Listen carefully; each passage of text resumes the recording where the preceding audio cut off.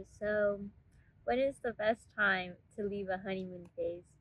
Because I just watched this video of like this girl. She was like, "Oh, if you're in a honeymoon phase after a year, then it's considered a red flag and stuff like that." And I'm just like, I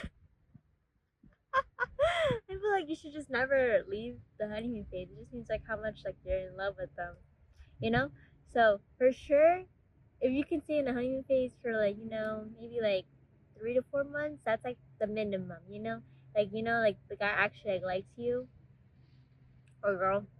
I don't judge. I don't I do not judge, but just like I don't know, I just feel like the longer the honeymoon the better, right? Like isn't that the system?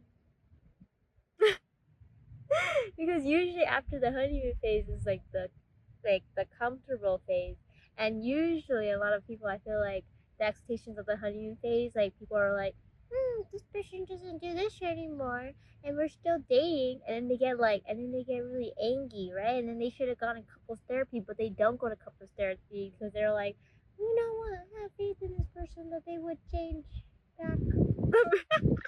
I don't know, but just thought for a thought. But yeah, that was just so like interesting. But I think it's also because like I feel if I like get out of the honeymoon phase early because I'm like anxious. Okay,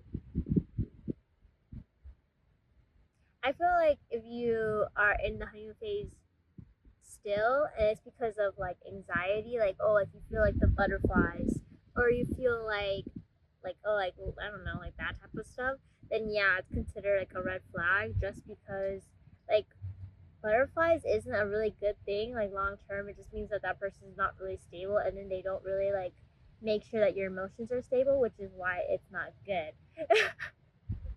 But I feel like if you're like both like like you have a good structure, good foundation, and you guys love each other a lot, and then I don't know, it's like always consistent. Consistency is good, and I feel like that's what makes it like super easy to transition to like comfortable phase, because like oh, like when you go to honeymoon comfortable, it's like a slight decline, not like a freaking drastic one, which is where all relationships fuck up.